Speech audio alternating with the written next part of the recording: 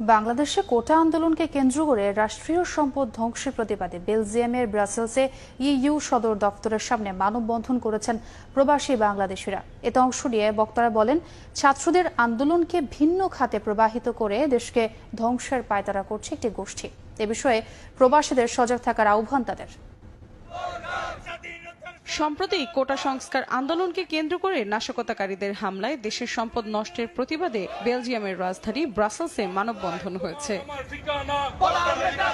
মানববন্ধনে অংশগ্রহণকারীরা বলেন, ছাত্রদের আন্দোলনকে সুকৌশলে ভিন্ন খাতে প্রবাহিত করেছে একটি গোষ্ঠী। বেলজিয়াম আওয়ামী লীগের উদ্যোগে বাংলাদেশের যে সহনশীলতা চলতেছে তার বিরুদ্ধে আমরা এখানে মানববন্ধন করছি। নিরীহ ছাত্রদেরকে ব্যবহার করে যে জঙ্গি গোষ্ঠী আজকে দেশে নৈরাজ্য সৃষ্টি করতেছে, আমরা তাদের বিরুদ্ধে প্রতিবাদ জানাচ্ছি।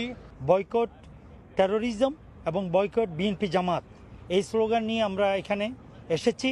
যে আওয়ামী লীগ বাংলাদেশের জন্ম দিয়েছে, সেই আওয়ামী লীগের বিরুদ্ধে স্বাধীনতা বিরোধী চক্র যারা আমাদের স্বাধীনতাকে ৭১ গলা টিপে হত্যা করার চেষ্টা করেছিল, তারা আবার নতুন করে মেতে উঠেছে, ষড়যন্ত্র করছে। মানববন্ধনে অংশ নেন মানবাধিকার কর্মী ও সাংবাদিক এনডি ভার্মট। তিনি বলেন, ছাত্রদের শান্তিপূর্ণ সমাবেশ ছিনিয়ে নিয়েছে জামায়াতে ইসলামী। So we hope that European Parliament is aware of this and that they will do also a thorough investigation. Belgium Awami League এই মানববন্ধন আয়োজন করে। এতে অংশ নেন সর্ব ইউরোপিয়ান আওয়ামী লীগ, নেদারল্যান্ডস আওয়ামী লীগ, বিভিন্ন মানবাধিকার সংগঠন ও ইউরোপের অন্যান্য দেশের স্থানীয় আওয়ামী লীগ সহ প্রবাসীরা। সময় সংবাদ, বেলজিয়াম।